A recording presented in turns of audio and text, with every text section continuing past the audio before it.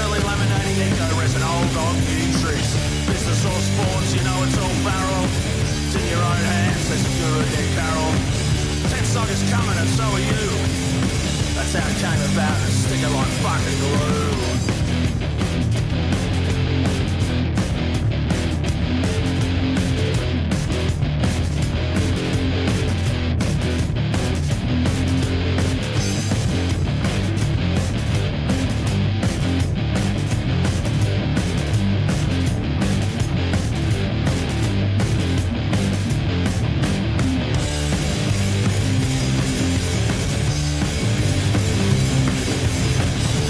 Beginnings on the bedroom floor.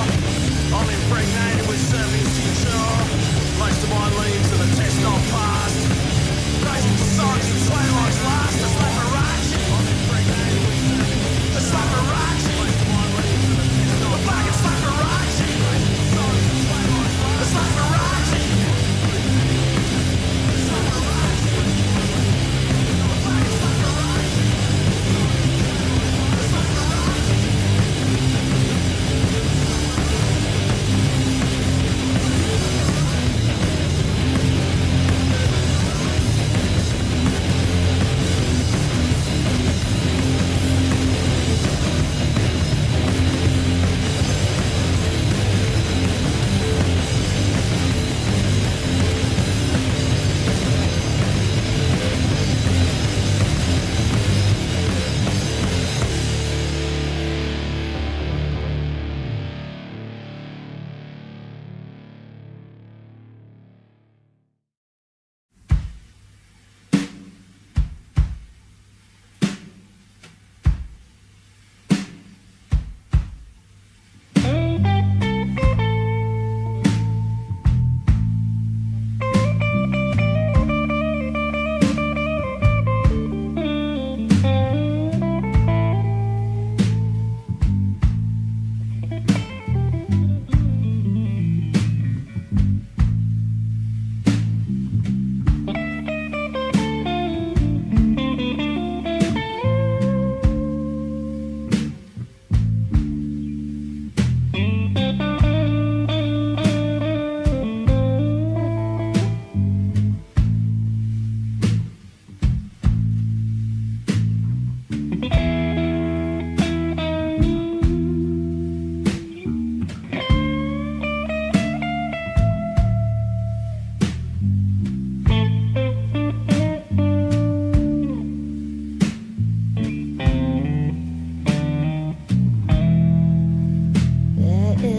Judgment in your silence. Criticize me with your mood. Threaten with unspoken violence. It's a constant, drawn-out feud. Manipulate with your expression. You know I hate to live this way. About to face another session. You can tell me it's okay. Check my chew, check my chew, Crash chew, and chew. burn. Hang on. What the fuck's going on here? Live and learn. Hang on. This is, see when I told you it fucking dropped the other day? Can you just check the gain for a second? Watch this. For you. Oh, why isn't it working? Oh, it's on this one. You've always Am I getting quieter? Am I getting quieter? Am I getting quieter? Am I getting quieter? That's full. That should be full quiet. Like to play. Full quiet. I can feel your eyes assessing, rating me in every Sure, that's full way. quiet. Or you say I'm just a woman, but you That's are full quiet. barely a man. When you take every moment to control me, Roger. when you can crash and burn, live and learn. Was it that song or this song? For you.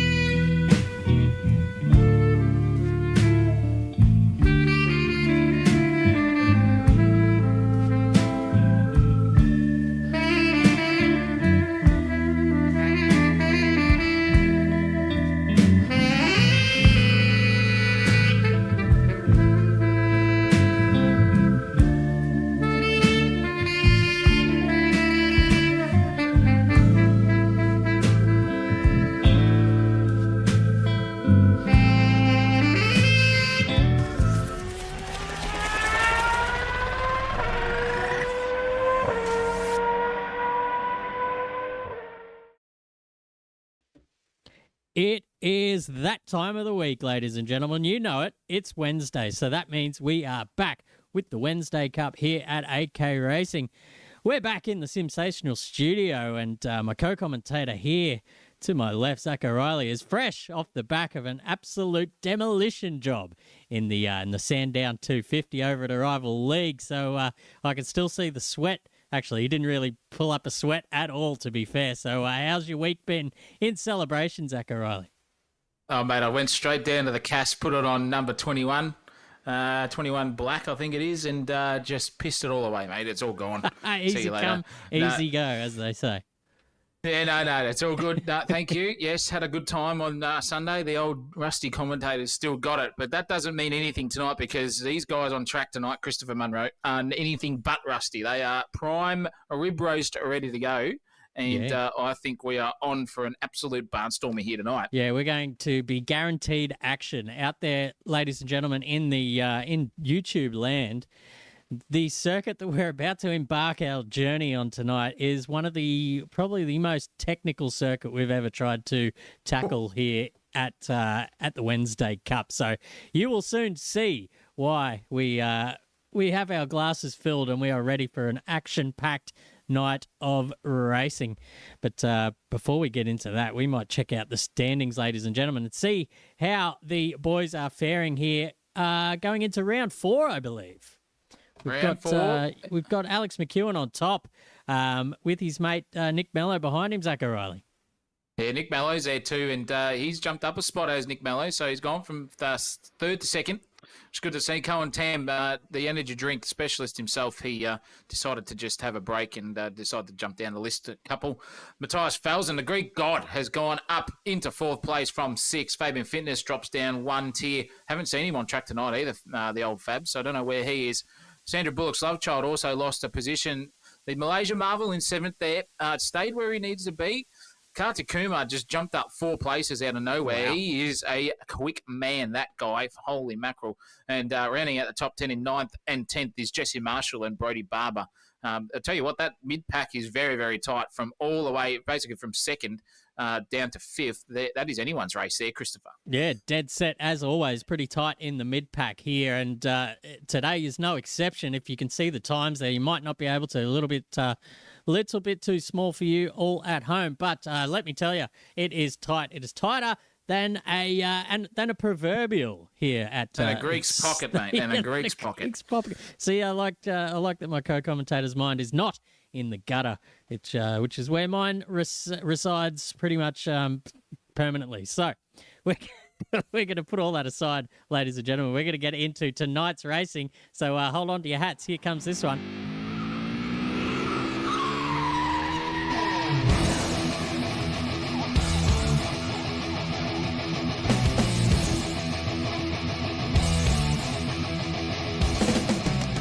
Round 4 tonight, ladies and gentlemen, from Cadwell Park. It's a nice day, isn't it, out there? 3.5 kilometres, 18 turns. Holy moly, get ready for this. Turn 1 is called Coppice, and that shoots you up the hill to Turn 2, which the boys say is very, very good to get right. Turn 3 is Charlie, so you're going to head straight down the hill and up again through the little valley. This is called the Park Straight. You've got enough time, barely, to look in the mirror and to reapply your lipstick before you get to Turn 4 here, which is called Park. Park Turn, Park Straight. It's all about the parks here. But Turn 5 is the best one of all. It's Chris's curve.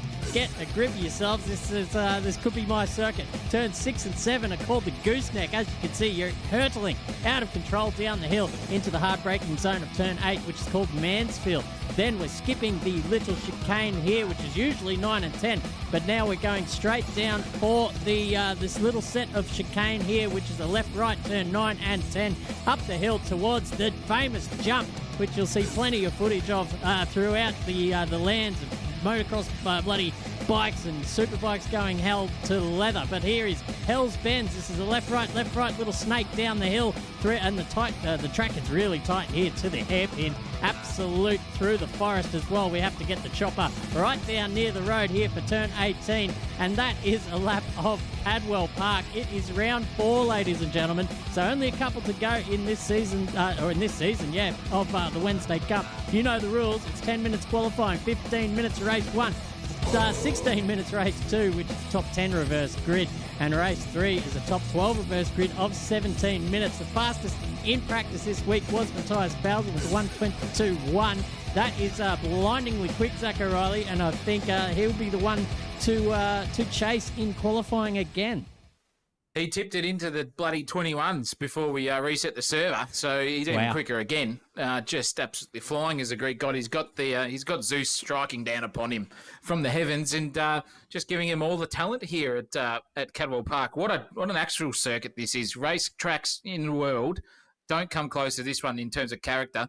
And through the Hell's Corner there, Christopher Munro, that last left-hander, before you get into the final 2 turns, you can launch your car there full height and full 4 wheels off the ground if you are quick enough to. The front wheels will be lifting, that's for sure. So look out, ladies and gentlemen. We're going to see some cars on the circuit and off, but still on the black stuff. Yeah, absolutely. I'm looking forward to that, and so should everyone at home. But what we're going to look forward to now is a bit of qualifying. So the guys have just left the server now, so they're gearing up, getting their final touches done on the setups. So it's your turn at home to get your setups all sorted out for tonight's racing. Usually fill up a wine glass or a whiskey glass, whatever you're into tonight. We've got plenty of fans in the chat as well. Ronald Marshall, Dean Hanley, LQ Bulk is a new comer here on the channel. Fabian Fitness getting amongst it as usual. Braden Moore. Crystal as well says, go Jesse. I'm right up there with you. Go Jesse. The Marshall family well represented here tonight. But as we were saying, I got sidetracked by all the wonderful commenters here in the chat. It's time to go and get ready because qualifying is just around the corner, ladies and gentlemen.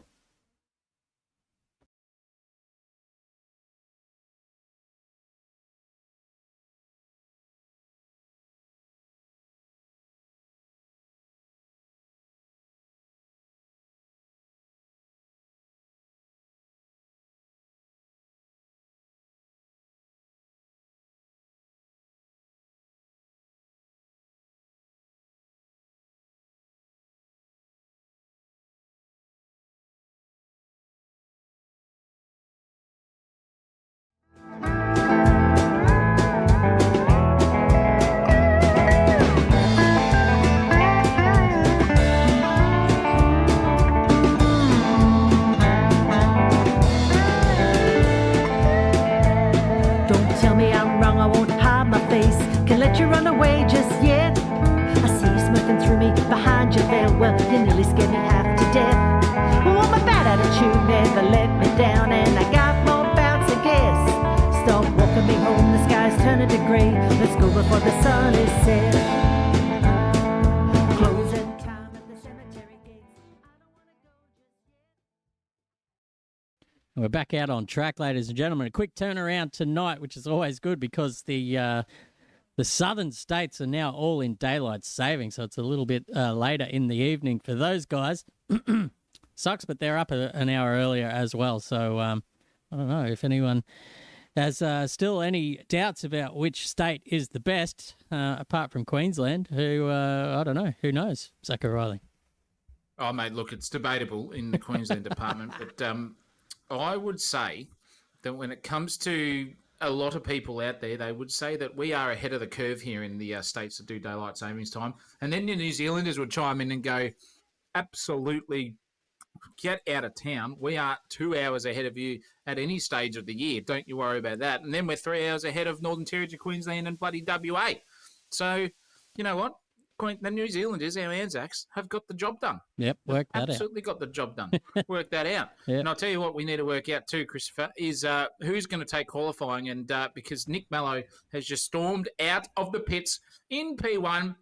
I don't know what he does. I don't know how he does it. That guy must have either the quickest fingers in the world. His missus is very happy, by the way. Or he loves to sit around and just literally sit there and just wait for us to slightly tell him that the server is live because he's always out first on track. Yeah, he is. There's seldom been times where he has not been the first one out on track. So he's certainly gained a reputation of being the first man out. But it looks like he's let his friend Alex McEwen just jump in front of him in the queue there as well. So this maybe Alex McEwen. Alex, yeah, he's jumped the McEwen there this evening. Maybe he did it on purpose. Maybe. Oh, geez, he's almost lost it there on the outlap. Mello's trying to keep it with him as well. But maybe we'll go on a lap with McEwen once he gets across the line. Not? How many cars do we have in the server right now? It is an absolute, as you can see on the track map down there on the bottom right hand of your corner of your screens. It looks about 31 cars tonight, ladies and gentlemen. Wowee. Where do you find them? Well, yeah, exactly. On a Wednesday night, you can't get much better around the country, if at all. So good luck to everyone out there tonight. This is going to be an action-packed one. As McEwen crosses the line, we're going to ride on board with him for a lap around Cadwell Park. Oh, here we go, ladies and gentlemen. Into turn one, into Coppice Corner. And this is a fantastic sweeping bend. Second turn, straight on you already. Charlie's is coming up as well onto the what is it? What straight is it called? I can't remember. But Park Straight. Yeah. And then we're coming into Park Corner. As Alex McEwen went off the road there, we always commentator curse him, but he'll be fine. Putting in a banker lap at the moment is Alex McEwen. Chris's curve coming up right as we speak here. Looking at that, Chris's curve just navigates that beautifully. Hugs the inside, darts to the outside. Bit of a triple apex corner, this one. It's really strange. Into the gooseneck section. Starts to go downhill. Not too wide there. Oh, that's going to be an invalid lap for Alex McEwen. Brakes hard down into Mansfield. Turns 9 and 10 coming our way very, very shortly here. Just a slight left to right underneath the overpass there for the pedestrians. And then coming into turn 11 into the Hell's section. This is the museum, the mountain, right here, into Hell's Bends, I will just call it anyway. And this is where you can get airborne. Not this turn, not the next turn. This one coming up right here. And Alex McEwen just gets the front wheels off the ground there, full sends it. And this is exactly what we're going to see. I can't wait to see an outdoor shot of that at some stage. And Alex McEwen's going to start his lap properly now because he got invalidated twice on that lap.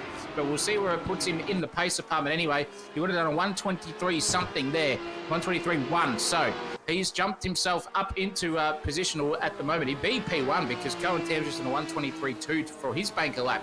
But don't worry about the energy drink man. Everyone else is going to climb around soon. And those times on the table there, ladies and gentlemen, and viewers at home, will start to tumble very, very quickly, looking at 122s for qualifying pace. Yeah, everyone getting involved now. Illich is up there in the top 6. Kartik Kumar in the top 5 as well. Brian's cousin up there in the top 3. And debutant as well, Madison Cochran in the number 55. Having a bit of a race here with, I don't know who that is, one of the cooks. That's a Rengiart car, and they've come together, ladies and gentlemen. That is, that's unfortunate. There goes Kartik Kumar as well. The stewards might have something to say about that. A little bit of tomfoolery during the qualifying session. Holy moly, that's Nick Mello coming up behind Madison as well. Having a tough time getting back out onto the circuit safely. Whoa, big jump. Yep, probably the wise idea. Just back to pits and reconsolidate the lap, get out into some clear air, which she has done quite nicely, as you can see on the track map down there. Plenty of clear air in front of her to set a decent lap. Yeah, Cohen Tam is on a good lap too. He's about half a tenth up on his best, but he stuffed it up coming out of the Hell's Bends as well. So he won't navigate himself any further with this. But Alex McEwen goes a 122.1. That is equal fastest with Matthias Falzen's quickest time on the practice server that we saw earlier. And Falzen's just gone with a 122.3. So bang, bang. Top 2 pacemen setting laps validly here at Cadwell Park tonight. Wowee, that is quick. The next quickest is Cohen Tam, and he's about to do another hot lap here, 123.2. Cochran, don't worry about that. Maddie's on fire here. She is doing the 124s at the moment, and McFadden, Brian's cousin, in the 124s. There are a hell of a lot of 124s and 5s behind these guys, so look out. That top 10 is going to 100% change, and I reckon we're going to see some dark horses in that top 10, Christopher Munro, by the time qualifying is finished here in 4 minutes and 50-odd seconds. Yeah, it's true. That is plenty of time to come in qualifying speak. We could probably get about 3 or 4 laps in, maybe, depending on where you are on the circuit currently. But, yeah, absolutely. This top 10 will get shaken up, and the cream will usually rise to the top. But in saying that, it's a tight little circuit, and I guess, free real estate is hard to come by. So if you can do that, geez, that's really nicely done there. Car control from Jason McFadden. But yes, if you can get yourself a little bit of clear air, you're doing a better job than anyone else to try and get yourself up there. Whoa, gee whiz. Look at that. Are we at a motocross track or what? This is unreal. That was all four wheels off the ground and a little bit more. I tell you what, you could fit a toddler standing up underneath the air that Jason McFadden just got. Holy moly! Mini-Me would just be standing there with his pinky in his mouth and looking at them as he goes over the top gangster style. But Nick Mole's having a good run here at the moment. He's in 11th place because he's just been bumped out by Nick Mello, but he'll want to get further up the grid. He's got a bit of a queue in front of him at the moment here on track. Not ideal for the underground mammal himself, but he will find a space on the track, I'm sure, and reconsolidate his time. Look at the car behaviour, Chris. These cars are as loose as a goose at the moment. They are literally sliding everywhere, and these guys need to get these tyres up to temperature quick smart, because otherwise they're going to be in trouble on the back end of the grid. It's not where you want to be at this track. I give you the hot tip. It is going to be insanity if someone sends it into the wall harder than Michael Jackson hits the floor with his moonwalking boots. And we'll see what happens when it comes to the crunch time in the racing. But nonetheless, qualifying, 3 minutes and a bit to go. McEwen is still in front. Felsen's still in second. Tam is still in third. And Matty Cochran's just gone with a 1:24 dead, basically in fourth place. Look out, boys. You are getting absolutely smashed here by the moment. And for a debutant in Madison Cochran, what a drive so far. Yeah, great skills out there on the track from the number 55. On debut, we should say. There's been a couple of debutants this season who have set the timing towers alight. But as I said, still 2 minutes and 37 seconds to go now. If Madison can keep herself up in the top 5, that's probably one of the best performances of a debutant out there in qualifying to date. So, getting all sorts of sideways. And I think that's Nick Mole in front of her, or I'm not too sure. There's a couple of those Seagull liveries at the moment. And apologies to all the drivers who submitted new liveries. They seem to have not worked this time around. I'll try and do some tinkering in between sessions, try and get them working. But certainly by next week, they will be up and running. Steve Arisnaguro. He's also one of the newcomers. His livery hasn't worked either. I don't know what is going on with that. Zach O'Reilly, none of these liveries have worked. They were certainly on the server when we looked, but that's all right. Andre Elliott, one of the place getters in the V8 Supercars this season, back here in 15th. He'll be looking to improve. Yeah, look out. He's a quick man, though, Andre Elliott. As you said, in the Supercars. It's not a easy feat to get yourself up into the podium position, so he'll be fine. Don't worry about him. He'll be a late bloomer. And just like Chris was during his teenage years, is what he told me. But Andre Elliott is on fire. He'll be fine. Don't you worry about him. But the biggest surprise at the moment is Nick Mello. He's still sitting in 12th position. The guy in second position in the championship, not having the best of runs. However, he has set a PB and another PB here too. Not the quickest because it's not a purple sector, but he's definitely going to improve here as he crosses the line. What is he going to do? A 1:23.4 into fourth place. Well, we just reverse commentator Kirsten there. Gave a bit of encouragement. Did Nick Mello up into P4, into the top 5. Sandra's Lovechild, though, in 5th. What a drive from him at the moment. 1:23.8. That's nothing to shy about either. And in saying that, Nick Mello's just sent it off harder into the fence than I've ever seen him do it. So he's done for qualifying. Yeah, we've seen the top 2 in the championship both have little moments here tonight. So perhaps on the lower end of the practice spectrum for both of those two guys. But as usual, the more the night progresses, that is just the practice for them. In saying that, in the meantime, Alex McEwen has dipped into the 21s. Does Matthias Felsen have an answer for that? Where is he on the track? I don't know if he's going to get around in time for another crack at it. He's 3/10 down on his personal best at the moment, so he's really going to have to send it hard. And geez, it looks like he is, ladies and gentlemen. You can see the body language of this car. He's absolutely driving the wheels off this thing. He wants pole position, ladies and gentlemen. Look at that. The air he gets through there through turn 16. Holy moly. But no, he's just stuffed it up on the in between the last 2 turns. That's not going to be enough, ladies and gentlemen. He's going to have to be happy with at least second on the or second at best on the grid. There he goes across the line. He does not get to have another go. Who's the next one in line? Jake Buttigieg is out there getting a bit of air as well. He's 7/10 down, so he's not going to improve either. Nathan Hughes is 8/10 up on his personal best. Is he really? No, he's not. That's just the timing tower playing silly buggers with us as usual. Maddie Cochran has slipped down to 9th position, but can she improve? She's on for an improvement at the moment. There's a couple of cars in front of her, though, Zach, who might just impede her in some way towards the end of this lap. Oh, she's an absolute bee's whisker off this at the moment. She's only 2/10 down on her personal best. If she can send it harder here than Express Post, she'll probably gain some time here. If she sends it right through that section, she's just lost a bit more time there. So she's done. She's out. See you later. Steve Maurice-Naguro, though, however, is looking at setting a lap at the moment. No, he's not. He's done. So I think that is it for qualifying here. Brody Barber can't improve his time. Neither can the chef. And the chef has got himself inside the top 10, I think, unless the timer tower is playing funny buggers. We'll go to the actual grid there, Christopher Munro. Let's have a look and see what we finish out here in qualifying. Alex McEwen, bang. Mr. DNQ himself is qualifying tonight on the pole position straight away. Matthias Felsen, a Greek god, in second. Cohen Tam, energy drink specialist. Caramello in fourth. The Army Corporal himself in fifth. Sandra's Lovechild sixth. Merv Hughes' love child in seventh. The Indian Sensation in eighth. What a great drive. Madison Cochran, I haven't got a nickname for her. She didn't tell me what it was, so I'm going to have to make one up as we go. And Nick Mole rounds out your top 10. The Underground Mammal is in 10th for the start of race 1 coming our way shortly. Yeah, absolutely. We've got Aris Naguro there in 11th with Brian's cousin behind him. Nick Rodder in 13th. Sarge Illich 14th. Trenery in 15th. Jesse Marshall slipping down to 16th at the end there. Brody Barber in 17th. Andre Elliott 18th. Kai McConnell and Natai Watere making out the top 20. The chef back there with Lucas, who has no last name, apparently. Cyrif Amon and Ezra, another no last name. We've got Cher. The serial killer. Yeah, absolutely. Watch out for these guys. Michael Mamone, one of our newest Patreon subscribers here on the channel. We love Michael, absolutely, down there in 25th position. Chris Pinkney as well, down in 26th position, also a subscriber here to the channel. Thomas, Cashion, Mitchell, Cole, Lucas Gurr, and that is the field, ladies and gentlemen.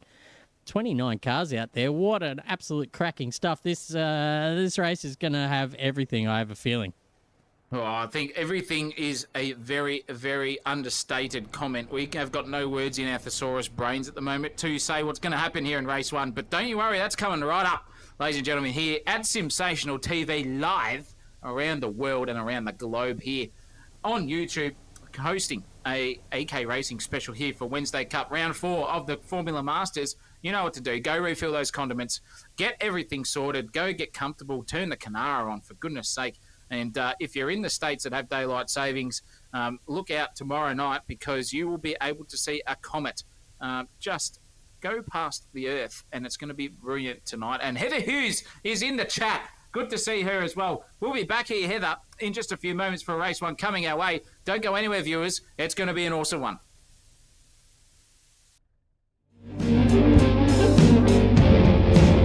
Guess I should just go home to leave you blue.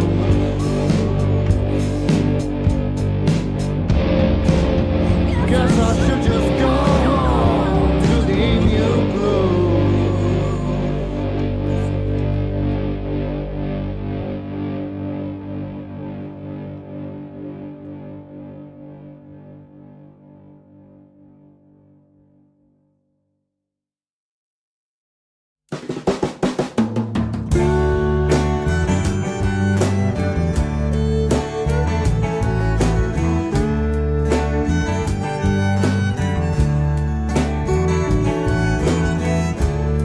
You see me flying round in circles. You see me flying low to friends. Thank you for the invitation, but I prefer to stay home instead. That don't mean that you. And we are down on track now, ladies and gentlemen, just waiting for a start here in race 1. As you can see, Formula Masters stretching as far as the eyes can see, Zach O'Reilly. Look, the eye has a viewing range of 1 to 4 and a bit kilometres until the peripheral starts to wear out there in the optic nerve department. And I'll tell you what, look at that grid at the moment. If that isn't more than 4 kilometres in Formula Master scale, I'll go eat my shoe. Because look at all those cars here, ladies and gentlemen. We have got 30 cars nearly on the grid. Where do you find them? You only find them here. And I'll tell you what, the chat is just going nuts at the moment. They are literally saying it is going to be absolute carnage. Oh, And yeah. I'll tell you what, I reckon I'm probably in half of an agreement there, Christopher Munro, because that back section, as we saw, 2 and a bit wheels in the air at every single lap, what the hell is going to happen? Well, you can guess what's going to happen, and I'll leave that to your imaginations at home. But look, where we're looking on track at the moment, that is, for reference, that is the widest part of the whole circuit. You can barely fit 2 cars in width ways. You might be able to squeeze 3, but that is almost certainly death for anyone involved in that kind of rubbish. Risky in the chat says he can't wait for the jump. BZ says he's ready for the carnage. So, and Fabian Fitness reckons Mello for the win. So, yeah, there's one for everyone at home watching. Get your predictions in, because I think this one could be a little bit unpredictable with the 2 quick boys up first and second off the grid as well. Who's on the inside? That would be McEwen there for that first little sweeping left-hander before they get up to the actual braking zone of turn 2. So you might see these 2 guys go too wide. Matty Cochran chiming in the chat as well. Surely Matty will win. Well, look, a little bit of self-confidence goes a long way. I have to say that.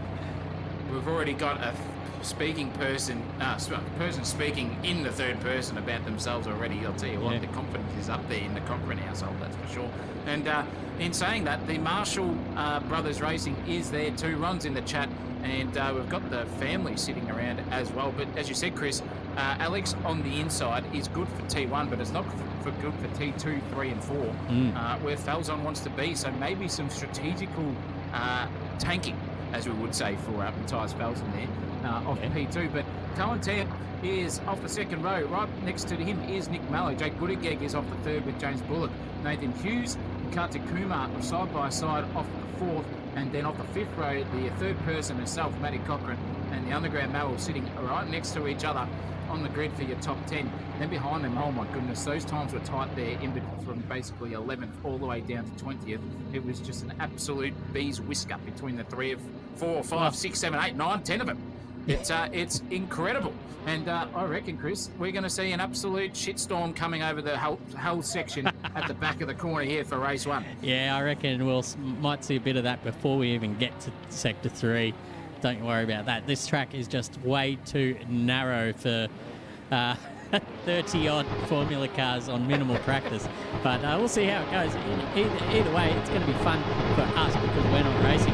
But I'll tell you what, these guys are about to go racing here because the lights are up and we are just about ready for a start, ladies and gentlemen. It is Matthias Falzon with the jump on Alex McEwen. He is just narrowly in front of Alex at the moment. He will lead into turn 1. Alex just has to slot in. Oh, Matthias just covers him off as well. So Matthias is in the lead with McEwen in second. Nick Mello there in third. Cohen Tam chasing those guys as well. Jake Buttigieg. Oh, geez, all the guys in the front there. There's a few cars off at turn 3. Oh, look at them just trying to get back on the circuit. Now they're 4 wide going past the camera. Oh, there's more touching there with one of the cars just coming back on the road very dangerously indeed. Matthias Falzon still in the lead of this race. They come back down the hill. Oh my goodness, you can see there's a big gap forming there in between the top 2 packs. It's looking back down the field, and everyone seems to have settled down for the time being. But here goes Illich on the outside of McConnell as they get into the technical part going down the hill. There's another car off the circuit. That's McConnell off the circuit. He just completely lopsided himself and inertiated himself off the track. Probably well deserved after all that nonsense at the start there. And poor old Matty Cochran has just gone from 4th all the way down to bloody 18th. So she's in trouble, and McConnell's still making his way onto the track here at the moment. She's in 18th. Nathan Hughes started in 6th and he's in 8th. So he just lost a few positions. Look at the cars go over there. 4 wheels in the air. This is incredible stuff. I can't wait to see what happens here for a last lap battle or 2 coming our way. Hughesy has made it through there, so good on him. And he has got Mr. Kumar in front of him, and he's going to get the suck down the front straight away here, I reckon. The ladies of the night, Nick Mellow's missus, didn't know what the suck was. Now she does, that's for sure. And here goes Nathan Hughes at this point in time hounding the back there of the Indian sensation himself in Kartik Kumar. He's going to have to do better than that. Just losing the rear end, just dancing it on its tail at the moment was Nathan Hughes. Kumar got the better drive out of the corner there. Nathan Hughes going to have to settle here for 8th place at this point and time. Better look at the front battle here. Alex McEwen hounding the back here of the Greek god himself.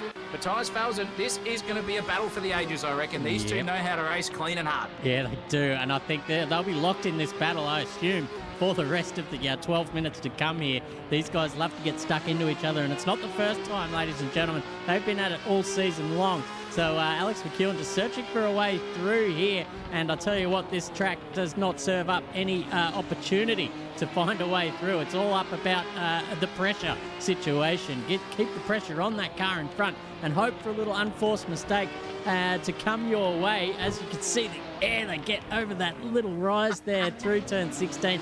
Absolutely incredible stuff.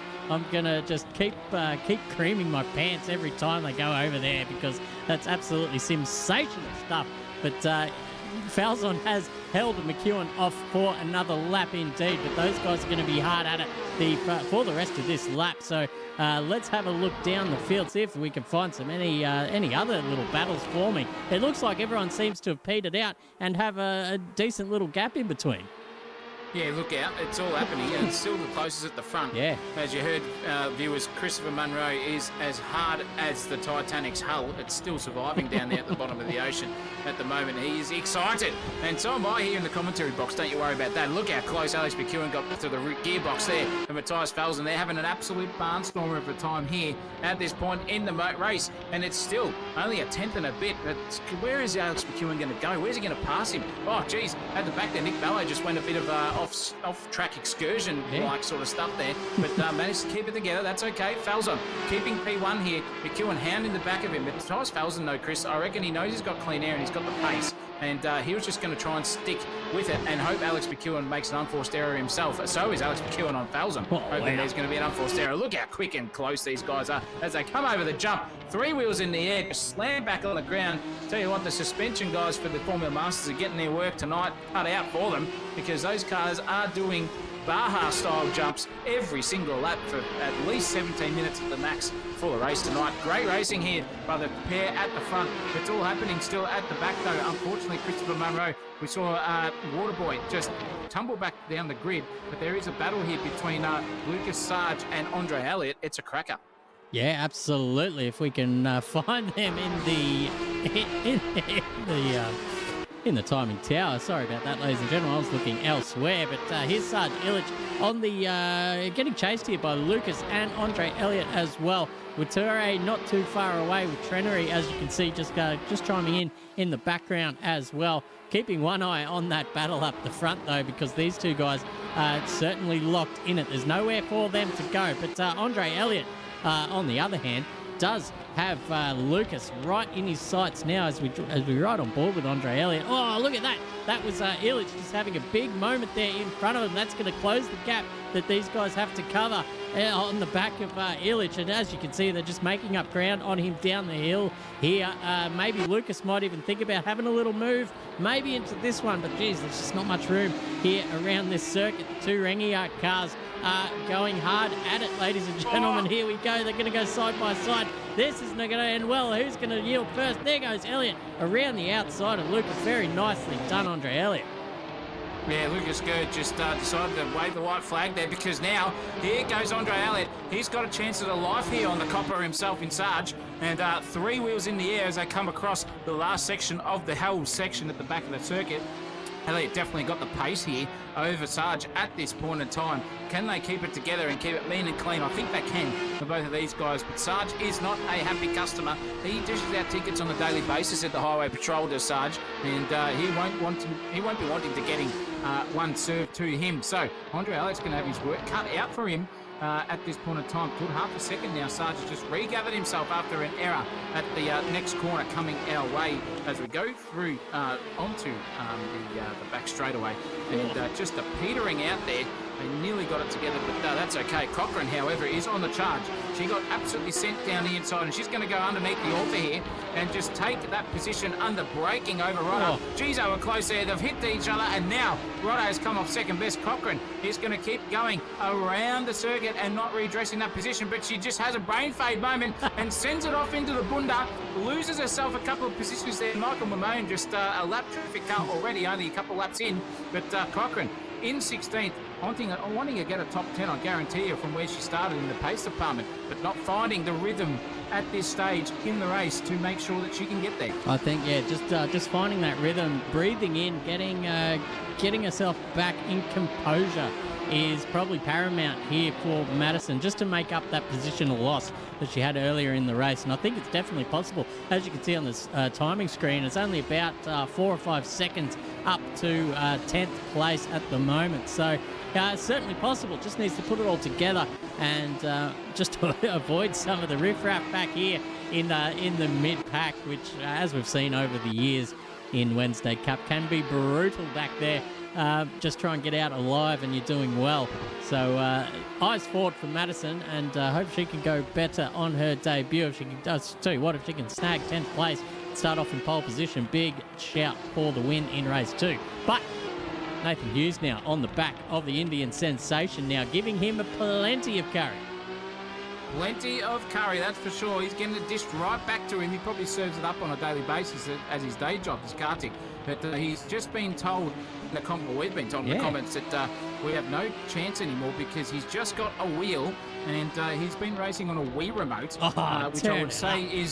which I would say is the Wii remote with the steering wheel on it. And that's what he's been racing for the last couple of weeks. How the hell has he got up so far? Yeah. I'll never know.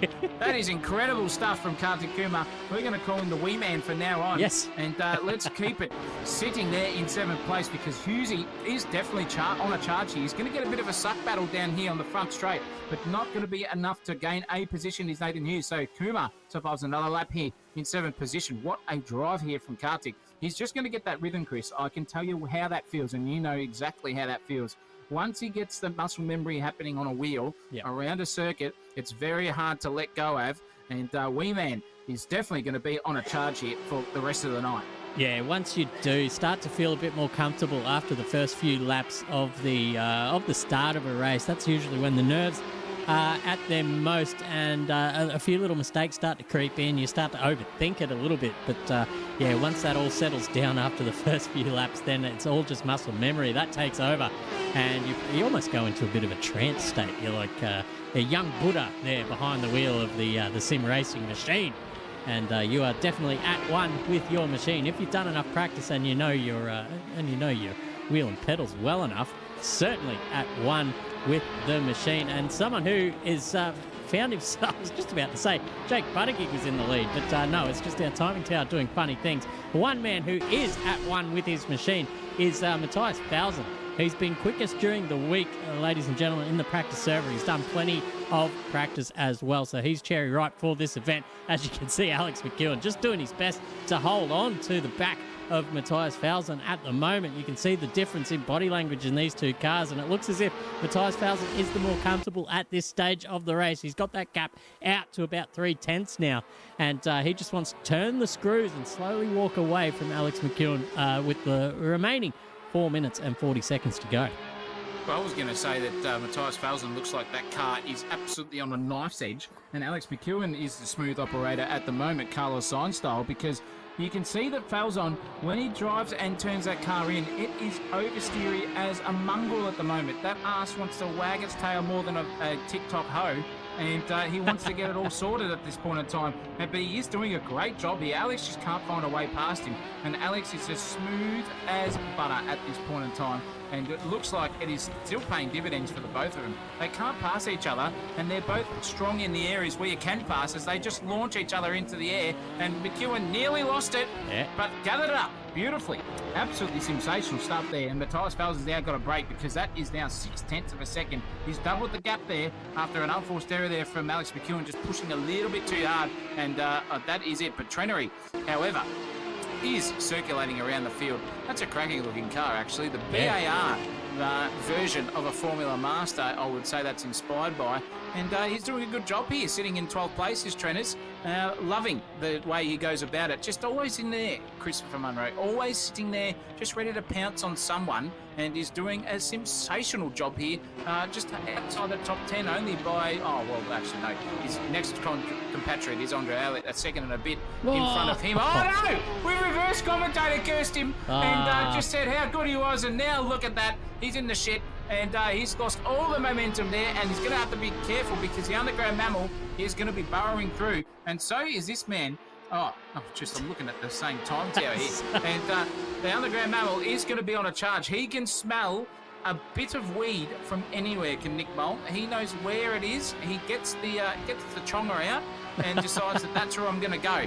And he can see it at the moment here for Trenery, ready to rock and roll here. The battle is on because Trenery will be flustered after that little mishap he had there and trying to find that muscle memory we just talked about earlier and get back in the rhythm. Yeah, that's where you've got to be, especially when you've got those cars behind you. You don't want to be focusing too much in the rear view mirrors. You just want to be focused forward and and that's just a big let off on the pressure valve there for Mark Trenery. Nick Mole just going off the circuit. Hopefully he can get back on before the end of the straight here. Very hard to get on the brakes when you're on the grass, so he just makes his way around, doing a bit of lawn work for the gardeners here at Cadwell Park. Very much appreciated from their point of view. But who we got here? Elliott and Sarge Illich now are the closest battle on track, apart from the top two. But we'll make our way back to that battle in just a few moments. Actually, you know what? It's a minute 48 to go. We're going to just follow these guys to the end because this is where the action is, ladies and gentlemen. Who is going to win race one? Is it going to be Matthias Falzon? Is it going to be Alex McEwen? And now they're just starting to come up on a bit of lap traffic. That is certainly going to sort out the men from the boys. Not if Lucas Gerd just does that. He just sends it straight off the outside, gets out of the way. That is an ultimate blue flag move. That's the drivers were briefed, and they've done a good job by sending himself into Narnia to get out of the way of the leaders. Oh, no, there's more in front of them, too. We just saw that. Oh, goodness gracious. Falzon and McEwen. Here we go. 1 minute 15 to go. This is going to be the last lap, ladies and gentlemen, of the race. The battle of the two titans having a good crack here at this stage. And McEwen's just given up another 2 and a bit tenths there. Oh, geez, this could be interesting here for the last lap. Falzon looking as skatey as anything at the moment. McEwen smooth as butter. Here's Ezra in the way. A blue flag marker. Get the hell out of the way, son. He does that very, very well. McEwen has got the advantage here. He's going to try and get the reverse switchback happening, and he's just off the circuit there, so he's lost a bit of time there. He lost about a tenth and a bit to Matthias Falzon. Falzon coming up into turn 5, into Chris's corner. We are braking right now, and Chris's corner is going to be coming up in just a section. Oh, McEwen's cooked it over the grass into the bunda, and he's just sliding it everywhere. Matthias Falzon will be breathing a sigh of relief there for the last lap here. 7 and a bit tenths of a second. Some grass being strewn up everywhere. More lap traffic coming our way. The Malaysian Marvel's going to be in a pickle here if he doesn't get out of the way quickly smart, because McEwen is coming on the back here of Matthias Falzon for the last lap of the race. Chris, you can do the honours here. What's going to happen? There's a dead set gaggle of lap traffic coming up. Oh, McEwen just gives him a little bit of a shunt over the jump as well. That's something to think about for Matthias Falzon. But I think all he has to do is just keep it on the racing line for now. And there's really nowhere anywhere for McEwen to go. Holy moly, he's had more air than bloody Michael Jordan there at the moment. Here comes Matthias Falzon around the outside of a couple of lap cars getting stuck in. It's a dead set drag race to the line. Who's it going to be, Matthias Falzon or McEwen? I think that Falzon's just got it by about, our timing tower says that McEwen's got the win. What a comeback from Alex McEwen. That's going to be the best finishes you've ever seen. Ladies and gentlemen, holy moly, he's got it by about 0.03 of a second. My goodness gracious me, where do you read about that? Race 1 ended in an absolute dead heat, and 3.039 of a second is the gap between the two of them. My time in town was saying 0.045, but doesn't matter, in McEwen's favour anyway. Wowee, look at those lap traffic cars just absolutely binning it. Osama bin Laden it there on the last corner, and it's just given Alex McEwen the advantage. Nick Mellow's come home in 3rd, Cohen Tam in 4th, Jake Buttigieg 5th, James Bullock in 6th place. What a great drive from him. Kartik Kumar in 7th there. Nathan Hughes, 10.3 seconds behind him. Something happened for Nathan Hughes. Brody Barber in ninth. Yeah. Andre Elliott rounding out your top 10. And then Sarge Illick just crosses the line. Waterboy, Nick Mole, and Steve Aris Nugro is in 14th place. What a finish to race one. Yeah, cracking stuff. Good luck. Well, we told everyone at home that this was going to be an action-packed round. Who would have thought someone getting overtaken on the actual line for the win in race one? I'll tell you what, more of that, please, ladies and gentlemen. Oh, Mark yeah. Trenery up there in 15th position. Jesse Marshall crosses the line in 16th. Nick Rodder in 17th. Lucas with no last name in 18th, with the Malaysian Marvel there in 19th. Mitch Cole rounding out the top 20 with Ezra with no last name. We've got Cher, we've got Madonna, we've got all the pop stars in the house tonight with no last name. Matty Cochran, a disappointing 22nd after a very good outing in qualifying, but that's all right. It's there's plenty of Wednesday Cup to go around. There's always more on the horizon. Kai McConnell there in 23rd position. The Chef down there in 24th. Lucas Gurr in 25th. And we're going to have to go back to the pits to find out who came beyond 25th. It was Chris Pinkney. Jason McFadden, very disappointing down there in 27th. Michael Mamone in 28th. Thomas Cashion. And did Scotty McKeown make his way into the server? He did not. So that rounds out your 29 cars on the grid. We're getting some feedback here from the drivers. Madison Cochran says T-boned a crash car after the jump in the Spaghetti Junction and had to reset the car. Yep, we knew there was going to be a bit of that sort of business happening in the mid-pack, so I guess you did well to avoid that until it happened. So Actually, let's have a look here, Chris. Let's have a look, because our timing tower said one thing, and the result says another. Yes. So says Matthias Falzon with the win. has taken the win by 0.031 of a second. Oh, my goodness gracious me. We're going to have to put a picture of that up there for the stewards to review what is going on here between Assetto TV and the timing tower itself. But Falzon, the Greek god, just got it done officially over Alex McEwen, Nick Mallow in third, and Cohen Tam and Jake Buttigieg ran out your top five. But holy mackerel, what a dead heat to end race one. We got race two and then race three coming our way, viewers.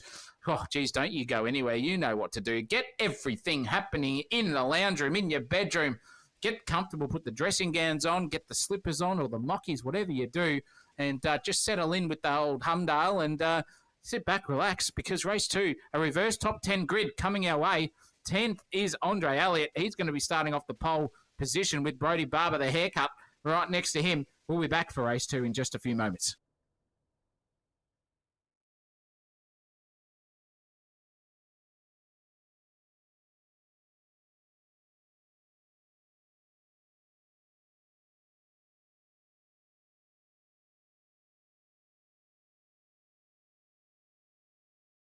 In my eye, set the sun to never rise. And with my love, it's no surprise. Gotta rock in a hill every day now for the rest of my life.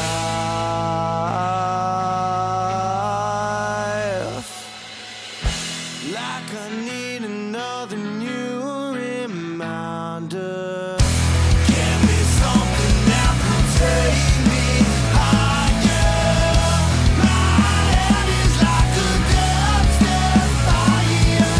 Give me something good, I wanna make some fucking lemonade.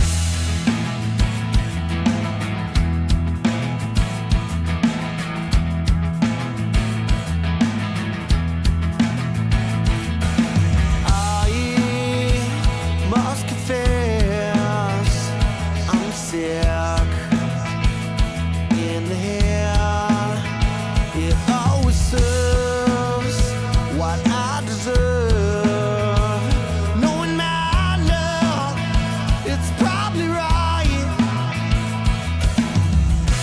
Gotta rock and a hill every day now for the rest of my life. Like I need another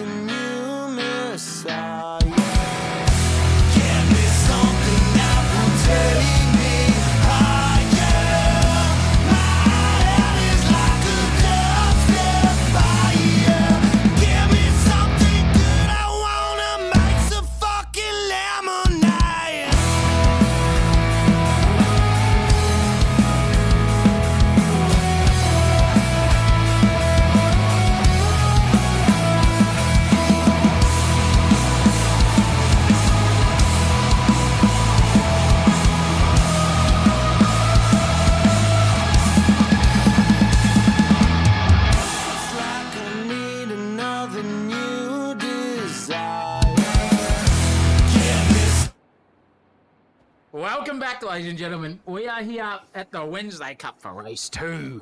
Coming our way by Jingo, by Crikeys in the fair dinkum department. We have got Ray Rabs Warren just pounding at the door here, Christopher Munro. He wants to get in on the action. I'm going to have to bloody barricade him because he's come over from Australia to England and knows where the action is at. And there's only one place that he would ever be after his magnificent career here. And it will be at Sensational TV. We have got race 2 here, ladies and gentlemen, coming our way. 16 minutes of hardcore racing your way. Reverse top 10, Andre Elliott. And the haircut off the front row. Mervyn Hughes' love child and the Indian sensation off the second. Sandra's love child and himself off the third row. Tim Tam, the energy drink specialist, and Caramello off the third or the fourth row, sorry. And then McEwen and Falzon, our race 1 victor and runner-up and run.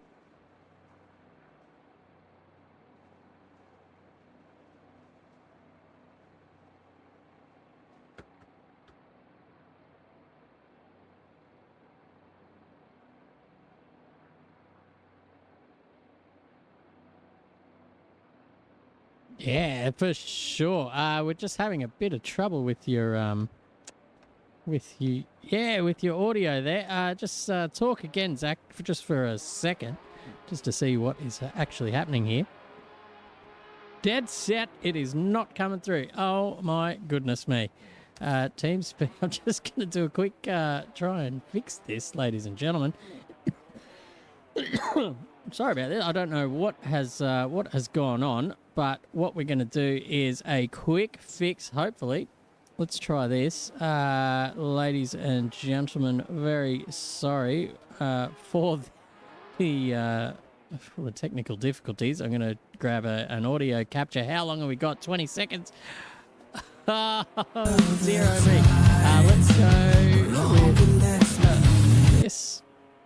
There we go. We should be able to hear you now. Check. Yes, there we go. All right, we're back. And just in time for a race start, ladies and gentlemen. We've got lights up on the screen here in race 2. Who's going to win? Get your predictions in because we are about to go live here.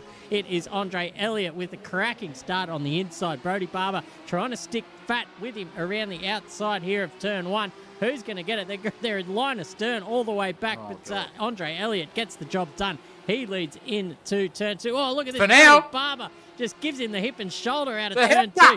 That is absolutely uncalled for there, but Brody Barber will try. I think he's trying to give that position back, but there's just not enough room on the circuit. Nathan Hughes is having a good old crack up the inside as well here into turn 4. I think he's going to just try and get late on the brakes around him, but look at the concertina effect there. There goes Bullock off the track. Sorry, Andre Elliott, should I say, as we see the cars come streaming down through Chris's curve, the best curve on the circuit here at Cadwell Park. And all the cars nice and sort of gapped here at the moment. Oh, Nick Mello just giving whoever that was in front of him a little bit of a hurry up, a little bit of encouragement usually. But the battle for the lead's on. Here goes Nathan Hughes down the inside of Brody Barber, and he will get that job done. But then he almost just muffs it over the sausage curve, does his best to gather it up, and does so in a very nice fashion, and keeps the lead of this race somehow. Alex McEwen is up into third position. Oh, there goes Kumar around. This is going to cause a traffic jam, ladies and gentlemen. Here we go. Oh, it's all happening here. Let's see if they all get through nicely. They do somehow, but look at the cars come streaming in. There's more carnage at the bottom of the hill there. There's cars turning around. There's cars off the track. Where to look? Holy Jesus Christ. Nathan Hughes still leads. Waterboy, the biggest loser out of that. He is down in 24th place, but Nathan Hughes flying around. His mum Heather has not been well, and she is back on the recovery circuit at the moment. This is going to give her something to cheer about. We're all thinking about you, Heather, as well in the chat there. Thank you for turning up. But your son is in P1 and absolutely dominating, 1.6 seconds if you don't mind, and flogging himself around here at this point in time around Wednesday Cup. It is incredible to see. Brody Barber is the next guy in line, but Sarge Illick and Cohen Tan have switched places, and it is between them. Fifth is now Mr. Tans and Alex McEwen and Brody Barber also having a good crack here in the background too. They're having a dead set in the fair dinkum department, a rip-snorting battle between the two of them. I'm loving every moment of this, and they're still very, very tight here. As we said earlier, Christopher Munro tight, has a Greek's pocket in the background, and Matthias Falzon is making his way through because that guy who he came first to, he did win, is Alex McEwen, who came second fiddle to Mr. Falzon, is already in second place, and Falzon sitting in 8th, trying to get through the field and avoid any carnage here as McConnell just loves a setup here. There's the rigger himself. Loves to get that car in the air. Look at them all just stream over that. McConnell 4 and a bit wheels in the air. Oh no! And he's touched McFadden. Ryan's cousin was on for millions there, and he is now staring down the battle of an absolute death, and he's going to reverse into the path there of Ezra and Tashion Parky. Shame on Lucas Pinkney have all gone past him, and he's just given up the ghost as Brian Cousin. I'll tell you what, I can hear the fiddle from the Irish bar just absolutely get snapped in half there from Brian's cousin. And that is a dead set shame. Dead set. He's gone back to the pits. He probably should have done that before he reversed back out onto the circuit.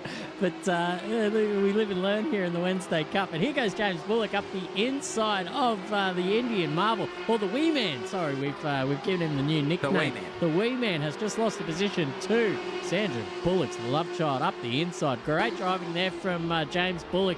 On a charge here from wherever he started on the grid, but he's up a position now to 9th. Looks like Starge Illich or Barber just falling down through the pack there. Cohen Tam and Buttigieg getting around him.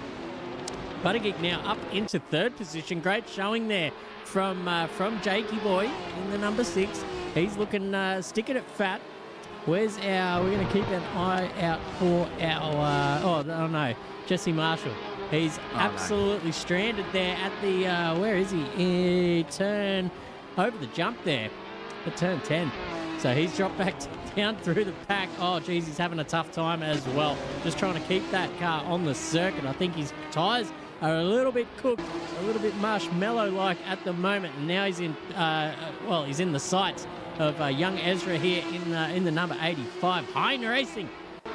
For tonight. I think he's on debut as well. I don't remember seeing him last week. So Nathan Hughes dropping down through the pack. He's had a bit of an issue up there in the front, so he's dropped down to 5th position. That gives Brody Barber back up to 4th. And we're just going to pause the camera here because look at the charge of the Light Brigade down here. 1, 2, 3, 4, 5, 6 cars, all nose to tail, going up the top half of this circuit. Oh, geez, they're all angry. And I'll tell you what, the angriest is Mr. Kumar, because he has lost 3 positions from where he started. He started in 6th and is now in 9th, so he knows he's got the pace here. There's the Indian Marvel himself. But I'll tell you what, Sarge Illich up 3 positions at this point in time at the back of this pack, with Nick Mole up 4 places as well from where he started too. Just going around the outside. I reckon there was a misshift there from Sarge, and Nick Mole nearly had a crack at him. Not to be at the moment, just using all of the track and a bit more was Sarge there, and he's got the jump there over the underground metal straight away. Thank you very much. The biggest mover of the pack here at the moment, Chris, is Mr. McConnell in 12th. He was 24th, and he is now in 12th position, circulating around very, very nicely. Here is McConnell, but he's got to keep it on the circuit, and so does Nick Mole too. I'll give you the hot tip. Sideways there on the exit, just loving every section of this track, and he's got the suck here. I'll tell you what, Nick Mellow's missus, this is the suck, lady. This is what you need to do at the end of the night. I'll tell you what, that's what Nick Mellow's after. And if he gets on the podium, I think you're overdue for something there in that department. But Nick Mole still right behind Sarge Illich here at this point in time. It's after 8:30, Christopher, where I live, so I don't give a rat's toss bag.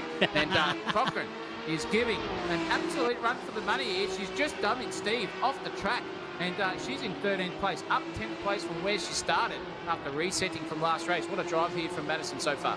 Yeah, great stuff. So she's in great stead now to get herself up into the top 12, which is where you want to be, ladies and gents, because that's where the goodness of the reverse grid starts to take hold, and you can propel yourself up into pole position. Oh, there goes Reese Negro off the track, manages to gather it up before Mansfield turn down there at turn 8. Really heavy braking zone, so very good car control there from Steve to get it pulled up in time. Brody Barber having a hard time, or maybe just the timing tower doing funny things. But as we see, Kartik Kumar getting all sorts of air over that jump and just plants himself into the wall. So not ideal for Kartik.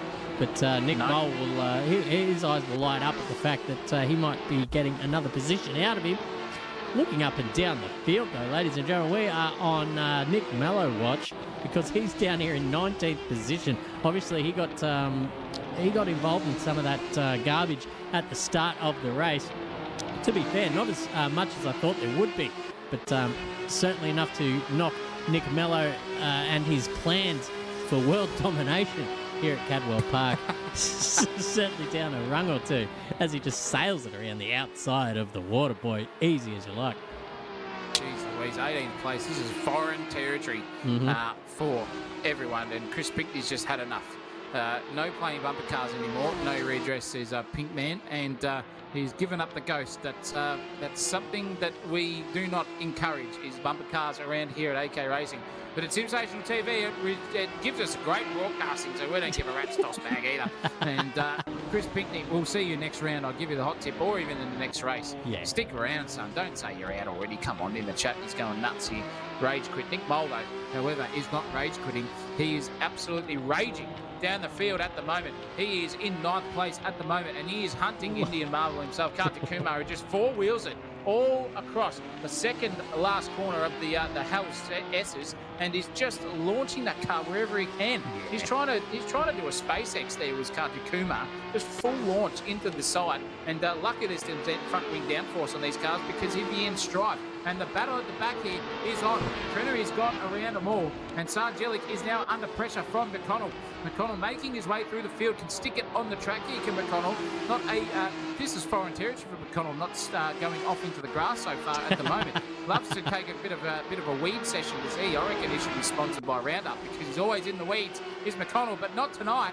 Loving life. He's got the sucky. He's going to go for a send up the inside straight. Postile just knocks Sargelik off and nearly puts himself where he belongs, into the weeds. And Sarge survives that. And Matty Cochran's just looking at this going, keep going, boys. I'm just going to overtake the lot of you when it comes to fruition and take maybe even 10th place off because it is three-way battle heading up here. Oh, no. Sideways goes McCochran. No, she's going to lose it. She's locked the brakes up. She's lost it.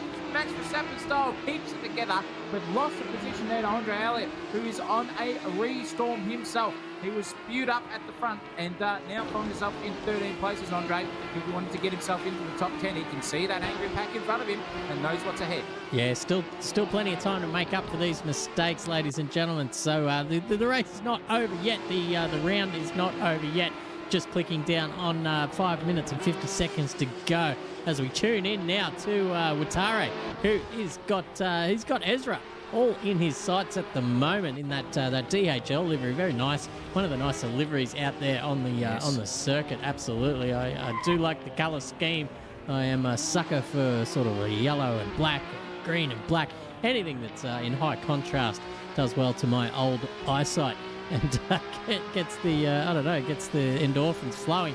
But here is Watare with a pretty good suck here down the main straight. He's going to find himself in a spot at bottom because there's just nowhere to go on this skinny little circuit. Oh, they've both just followed each other off. Monkey see, monkey do, off into the bunda. But Watare gets that position anyway, and he's up into 18th. Yeah, well, look, I'll tell you what, Ezra is a drifter by day, and by night he's nothing, and he's trying to do something here and race by night. He's doing a good job though. 19th, top 20 on debut in a Formula Master, 4 rounds in, is not an easy feat. Yeah. So he's doing okay. He will learn and he will get these cars the more he participates in the series with 2 rounds left to go. And I'll tell you what, Chris, speaking of 2 rounds to go, we have got about 3.5 laps left. And at the moment, Alex McEwen is winning the round because Matthias Felsen is in 4th and Alex is in 1st. That was a nearly dead heat at the race 1, but Alex McEwen 12 and a bit seconds over the corporal himself and Jake Buttigieg, who also is driving very well because Cohen Tam, the Tim Tam man behind him, he's putting the pressure on and has done so for about the last 3 laps. And Buttigieg still surviving there in the heat at the moment. He's the only one left in the trenches amongst a ton of tanks behind him of Cohen Tam. Locking up the brakes there as a Tam Meister, but they both get through.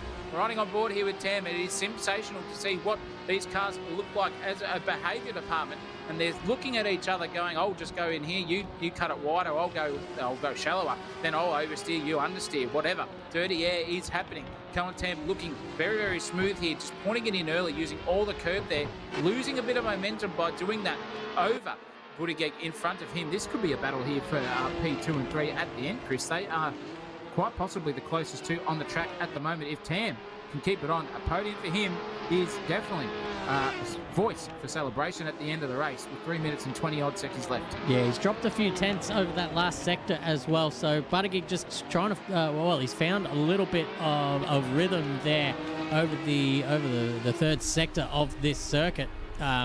Looking back here, though, the battle for 12th position is on. And that is everyone at home new to the Wednesday Cup. If you get 12th here, you'll be starting on pole next race. So this is between Kai McConnell and Matty Cochran.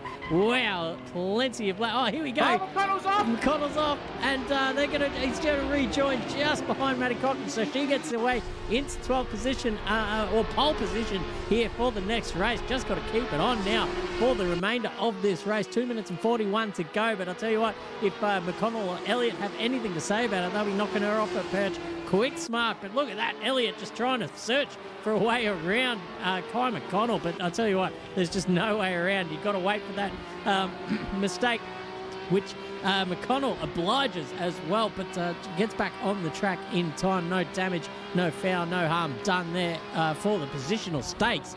But I'll tell you what, now he's got his eyes forward. As you can see, McConnell just making up ground on Matty Cochran in the Formula Master. I was going to say she's number 55. She's number 22 now. So something's going crazy stuff in the livery department behind the scenes. But look at this. She's up on the arse of Brodie Barber as well. This is turning into a 1, 2, 3, 4-car battle here for who's going to take pole position in the next race. Oh, look out. And if Maddie's on pole, I'll tell you what, she'll have the brazen bits amongst her because she has got clean air. All she has to do is launch it quickly off pole position if you can stick it in 12th at the moment. And she is doing a fantastic job, just putting it up to all these boys, and they'll be angry. I'll tell you what, right behind him, and so will McConnell. I'll tell you, he's gone, he's sent it. Oh, that was dead set.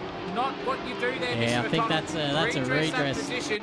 I reckon that's nearly live kick worthy there for McConnell.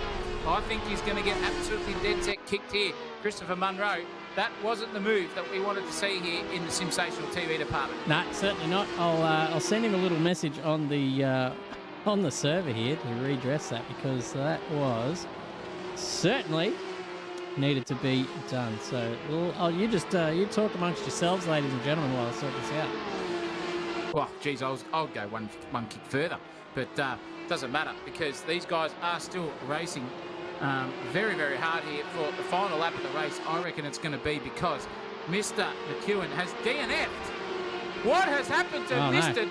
Alex McEwen? A DNF? No way.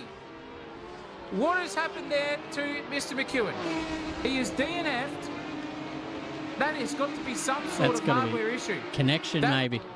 That has got to be connection. That is no way, shape or form dead set in the fair dinkum department. A absolute shitstorm there for Alex McEwen. He is dropping down. He is DNF. He's back in the server and somehow sticking in fourth, but that will put him a lap down, I reckon, by the time he comes through.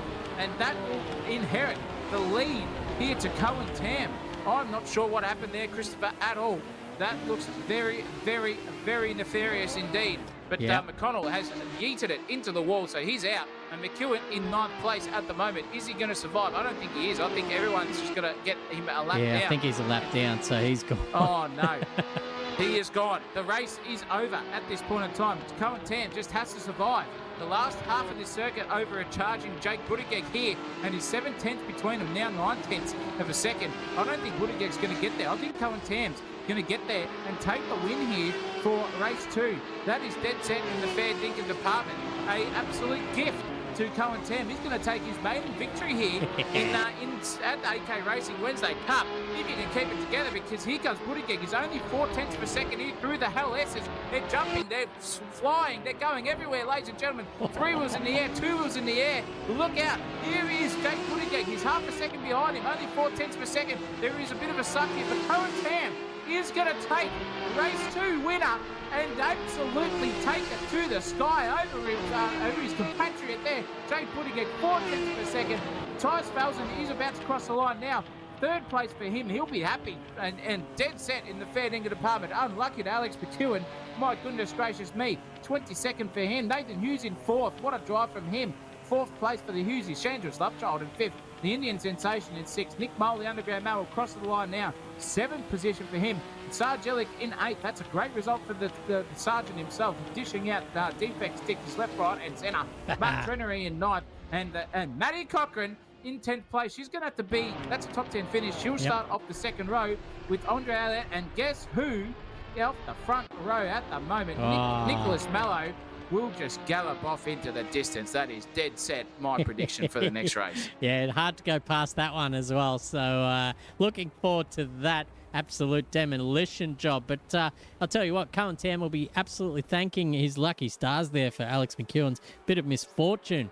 But as they say in the racing industry, they don't talk, they don't draw pictures, should I say, after the race. All that matters is the result. And so that's a win up his sleeve there for Cohen Tam in the Wednesday Cup. Thank you very much. But down here in the order, Brody Barber down here in 13th with the Water Boy in 14th position. Ezra, no last name, down in 15th. Jesse Marshall, 16th. Again, it's Groundhog Day. Michael Mamone has worked his way up to 17th position. Great stuff from him.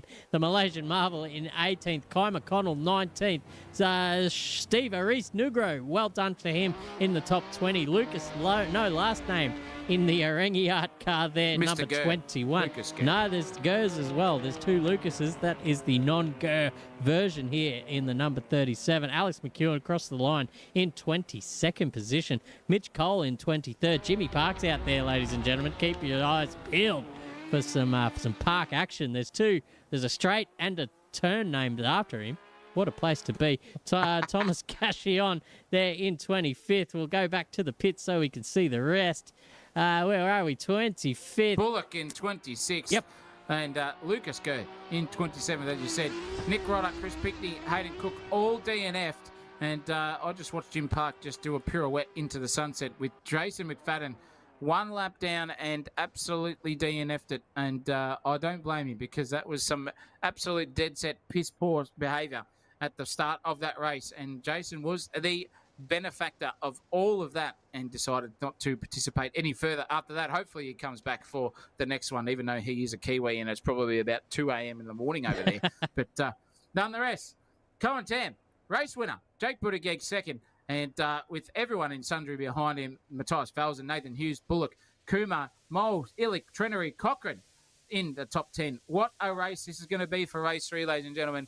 And I don't think we're going to be able to hold a man back from getting into the commentary box. He's actually armed himself with the baseball bat here, Chris. I'm getting a little bit worried for someone just to barge through the commentary box, maybe knock me out. Because he doesn't like my dulcet tones, but he loves his own voice. So we'll see what happens coming our way. Maybe for race 3, our Wednesday Cup specialist here at AK Racing. 17 minutes, reverse top 12. Where else do you want to be here for Sensational TV? Nowhere else. Get your condiments ready. Get that last beverage sorted. And we'll be back here for race 3 in just a hot second.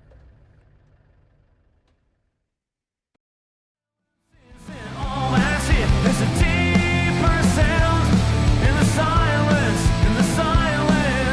Wake up and breathe. This is not the end. Consistently crack the normal tracks and spin.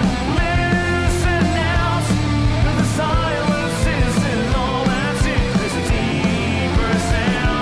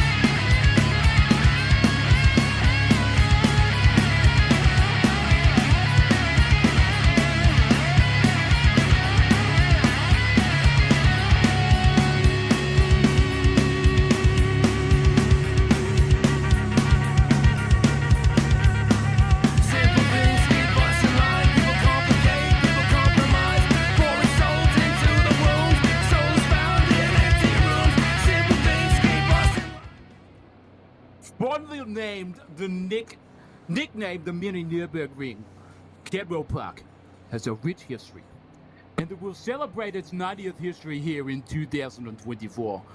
Located 10 miles north of the Horncastle and 5 miles south of Louth, the Lincolnshire Circuit is especially popular with bikers nationwide and remains as closely held as ever in the heart of motorsport fans. I am basically here and about 7.5 million pints deep of the Fosters, and Cadwell Park's twisty and undulating nature winding through the open park and woodland has seen it become established one of the best circuits in the country. Basically, the history from here, ladies and gentlemen, has been since the 1932s, and it was their first ever race meeting on a dead set gravel department. And here we are here at Wednesday Cup for AK Racing's Formula Master Series. I am Ray Warren, your host for tonight. It is dead set a pleasure to be here, and I'll tell you what, Fat Man, with race 1 here at this point in time, I think we are dead set That's race 3, for a Raps. barnstorm. Race 3, oh my goodness gracious me, I'm going to have to hit the showers early there, Fat Man, because if it is race 3 tonight, I am dead set drowning here in my own piss and having a couple of Frosters here to go. Thank you for being here. Race 3 tonight. What is going to happen here? Oh my goodness gracious me. It's 17 minutes, ladies and gentlemen. A reverse top 12 coming our way. And off the front row here is the man himself, Nick Mallow, Christopher Munro. What an absolute dead set barnstormer. I'll tell you what, if he has a DNF tonight, he'll be hitting the showers and getting the talcum powder out pretty early, I would say. Absolutely, Rabs. You would know all about hitting the showers early with a bit of talcum powder. But lining up next to him is Andre Elliott on the inside. On the outside of turn 1, inside of turn 2 and 3, where it seems to matter more so. Madison Cochran up there in the second row with Mark Trenery, who's yet to join the service. So maybe a little bit of a free kick there for Cochran. Sarge Illich behind them with Mole, Kumar, Bullock, Hughes. We're going to quickly run through these guys because we're running out of time. Falzon, Buttigieg, Barber, Watero, Ezra Marshall, blah, blah, blah. We've run out of time, ladies and gentlemen. We're going to get down on circuit and get position for a start. It looks like Mark Trenery is going to miss out on starting in the second row. There's a gaping hole there on the second row there, Rabs. Would you like to do us the honours and for everyone here at Sensational TV and the people at home of calling the first lap?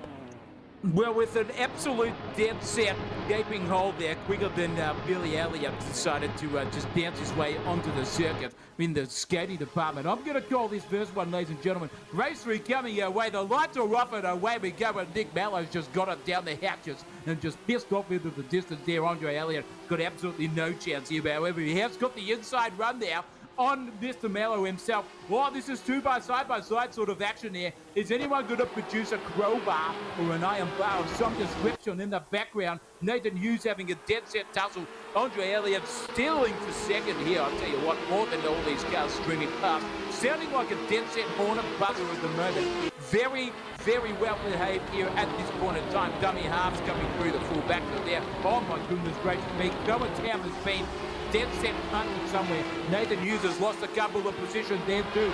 Race 1, lap 1, lap 3, whatever you want to call it here. I'm dead set drunk. I don't care whatsoever. Falcon into 5th place at the moment. Charging through the field is the Greek god himself. Ezra losing a bit of Buttigieg is off the circuit there in the background. There's cars pissing off everywhere. Oh, someone has produced a crowbar or an iron bar of some description, and dead set has pissed Jake Buttigieg off into the bunda.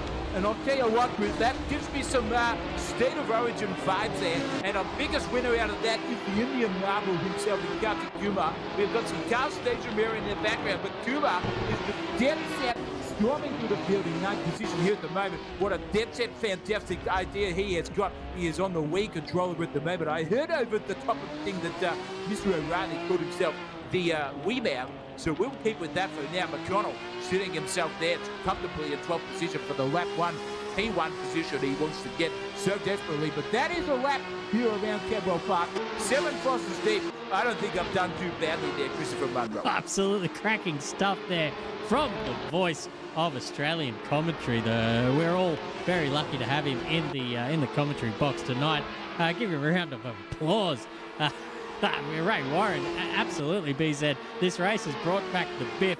Absolutely in the dead set fair dinkum department. The Biff is out, and figuratively and literally on the track as we saw cars just absolutely flying. One of which who absolutely copped it there was Cohen Tam.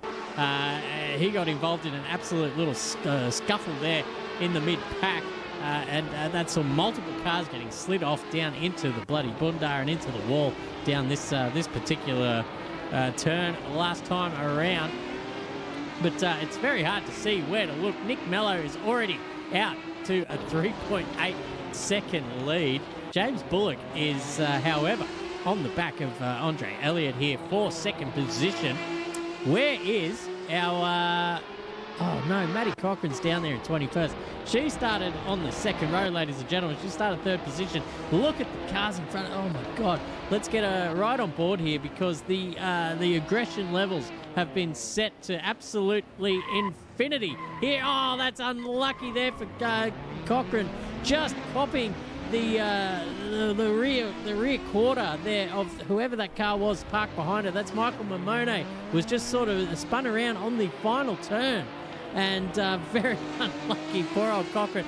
Please come back next week. All these debutantes that are getting caught up in the rubbish of this race, as we said in the pre-show broadcast, this is one of the more technical or most technical and small circuits on the calendar. The rest have been fairly wide open GP circuits, so plenty of leeway for these drivers to, I guess, navigate any sort of hiccups that happen along the way. But this is the one we knew there was going to be a bit of chaos, and I think Zach O'Reilly has just been let back into the studio. Ray's let himself out, Zach.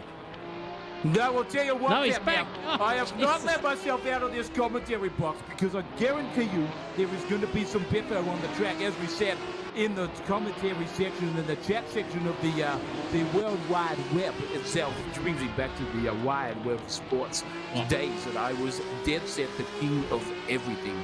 You could get me into Crown Casino and give me the mahogany room on a dime, but it doesn't matter because Nick Mallow at the moment is dead set flying out in front. Alex McEwen having an absolute tussle here with his compatriot on field. I'll tell you what, this is Paul Siranasiva versus, I would say, the fat man himself, Paul Fatty Borden style. It takes me back to the State of Origin days. And we absolutely love that sort of stuff. Look at them go up the inside. Alex McEwen, dead set, dummy half, Billy Slater style, just charges through the field there and takes over Matthias Fowler's 7th position. And Alex McEwen now is going to be, I think, under a round rim. If I can get that commentary position right, I think I'm about 2.5 pints too much in the deep end at the moment of the Foster's Lager here. And nothing like the 4X gold that I would accumulate back in Queensland, but Alex McEwen on a charge because he is going up the inside there of the underground mammal himself. Nick Moe, who's gone sideways there. Oh, tell you what, fat man, that was some dead set fair dinkum department. Sensational recovery there from the underground mammal, but Alex McEwen is dead set, got the raw end of the stick and sent himself off into the trenches there early, and he's going to have to get on the charge because the Greek sensation himself, Mr. Falzon, has pissed off down the distance. And tell you what, this reminds me of the Queensland versus State of Origin series versus New South Wales in 1995. A bit of biffo there on the circuit, and it came in the grips of the underground mammal himself. And here we go, it is all happening at the back there. The author himself has dead set unsold himself, lost the publisher rights, and he is just sitting there in 16th position. Look at the damage on the front of that wing. That is just hanging on by a couple of threads there. Nick Rodder, as we saw on the broadcast, just absolutely launched himself into the wall there. I've got him out, Chris. I've got him out. Oh, you just pushed him out the door. I've pushed him out. Yeah, the best way to get him out of the commentary box is to say it's last drink down at the bar. So he's just chuffled off down the stairs to make sure he gets in before they cut the service off at the bar. So thank you very much. Thank you very much, Rabs. Always a pleasure here in the sensational box. He's a friend of ours, so he's a friend of yours as well. So let's get back into the racing. Nick Mello out in front as expected. James Bullock, though, sticking it fat there in second position. He's had Andre Elliott on his ass for a fair while, but Elliott's just sort of dropped off the pace in the last couple of laps. Sarge Illich doing a great job out there in fourth place. I just almost commentator cursed him as he just keeps it on the road. Yeah. Falzon, the fast man, Greek god, out there in fifth position, so he'll be searching for a way through. Alex McEwen, his old sparring partner's behind him, so we're going to go on board with Alex McEwen and see what he can see here. He's got Falzon and Illich in front of him. Oh, Falzon off the track there. There's nowhere for Alex to go. Is he going to try and squeeze it up the inside? Oh, he does. They're going to go three wide here. This is a certain disaster. But McEwen, smarter than that, just pulls out of it. And I think Illich also thinking better of that situation, just getting out of the loud pedal. Very wise idea indeed, Zach O'Reilly. Yeah, very, very wise, in fact, that's for sure. But Sarge knew where his battle was, and it wasn't between these two. He's just going to let them go past and say, thank you, you guys can have a crack. I'll settle for sixth place because I'm pretty safe at the moment. 1.5 seconds between myself and the Underground Mammal in seventh. But the battle is on between our two on-track compatriots, maybe even foes, who knows. Falzon and McEwen are very, very good gentlemen off the circuit, but when it comes to putting that helmet on, Chris, they turn into other animals. They do not give an absolute shit about each other. They will battle as hard as they want to for the race that they are in, and it is fourth and fifth, at the moment, because at the moment, Alex McEwen is dead set trying to get himself back within contention because Falzon is on the championship charge here with Nick Mello. He's probably going to take over P1 in the standings if this race continues as it is. And Alex doesn't want to give up that spot to his teammate in Project 4. But Falzon driving very, very well. As I said earlier in race 2, that thing was just absolutely wagging its ass more than the TikToker who wants to get famous by doing absolutely nothing other than shaking their bum on stream. But Falzon sticking fourth at the moment, and McEwen right behind him. Andre Elliott's nearly going to get himself into a battle here he probably does not want to be involved in, and that will be the final position on the step of the podium here for race 3 and the final race of the night. Yeah, Elliott just starting to feel the pressure too. He'll probably just see on his relative screen and in the mirrors physically of these two guys coming up at a rate of knots as well. There's a 1.1 second gap. We'll tune in about a minute's time and see where that gap is. But for Elliott, the best thing that can happen here is that these two hold steady in those positions, because the battling always seems to take the pace out of the tyres. And these guys, the more they battle, oh, look at that gap is already down to 4/10. Jesus Christ, Andre Elliott. Yeah, now we're going to go looking back from Andre Elliott's car. He's got two guys that are dead set in a heated battle, and they've still got the pace on him. So he's just got to put his head down, not worry about what's going on behind him, even though it's a cracking view and a cracking battle to keep an eye on. He's just got to keep his eyes forward and try and hit his apexes, hit those marks that he's done so well in practice all this week. But look at this, Matthias Falzon just drawing alongside now, wheel to wheel into turn 4 here. Matthias Falzon has the inside. Oh, look at that. Oh, just gives him enough room there as Andre Elliott. And now there's a little bit of a gap between McEwen and Falzon. That's worked out perfectly for Falzon, because Andre Elliott's got every right to be there as well. He doesn't have to jump out of the way of these guys, but he does so inadvertently anyway by just taking that corner just a little bit too much that those tyres can handle at this point of the race.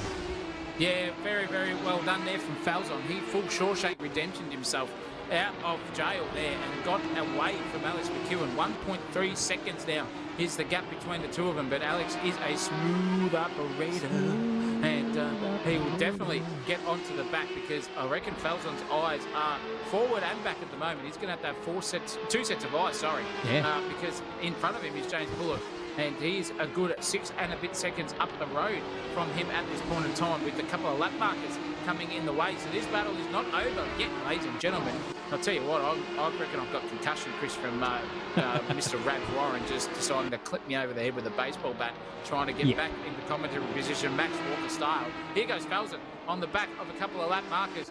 That looks like at this point and time it would be, oh geez, I can't read it, but that car has got a sick front wing. He's got out of the way, and here at this point in time it looks like a battle is going to brew again between McEwen and Falzon because blue flaggers are not getting out of the way when they need to. Now they do. Thank you very much. But Falzon lost all of that 1 and a bit seconds he had. And it's down to 2:10 here, ladies and gentlemen. The final position on the podium is hot property at the moment. Hotter than Australia's rental crisis at the moment. Is third place here for Falzon and McEwen. They are going hammer and tong here. Look out for Alex McEwen. He will want to get onto the suckage down the front straightaway here on Alex McEwen, Matthias Falzon, if I should say, and get some proper momentum here for the final corners as we go into the hill section of Cadwell Park. Up the hill, over the hill, down to the left, to the right, then to the left again, and then to the right. 4 wheels in the air for Falzon, skips it onto the grass, pulls it up nicely. McEwen just hanging in there by the skin of his teeth at the moment. Dirty air, not a factor at low speeds for the both of these guys. Look at Alex McEwen having a crack. Falzon's just got the run on him at the moment. A little bit of a suckage here coming down the front straightaway from McEwen, but it won't be enough here, ladies and gentlemen. Won't be enough. Falzon still retains third place here. Alex McEwen, dead set, doing everything in his car trickery and skill department to try and get past Matthias Falzon, the Greek god, versus Mr. DNQ.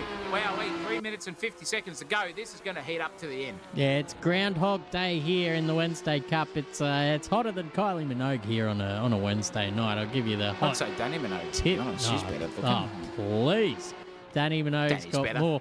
more plastic that's in my wallet. Michael I'll give you the hot tip. But look, taste is a funny thing, ladies and gentlemen. Everyone's it's like a bum hole. Everyone's got an opinion. It's all happening here. 3 minutes and 20 seconds to go. We're going to have a little look up and down the field, see what is happening down the back here. Kai McConnell on the back of the Malaysian Marvel. He's got Matty Cochran on his tail as well. Something to think about for him. Malaysian Marvel just, great pace from McConnell there. Up the inside, just shot past like he was standing still there. Gave him an absolute buff. Here goes Matty Cochran up the inside, tries to take advantage of the Malaysian Marvel, but a little bit of contact, a little bit of maybe a little bit of overshot there from Madison Cochran, just sending the poor old Malaysian Marvel off into the bunda for something to think about. Happy days here in the Wednesday Cup. Looking forward, Alex McEwen has just gotten around Matthias Falzon and absolutely gapped him as well. It's out to a second and a half.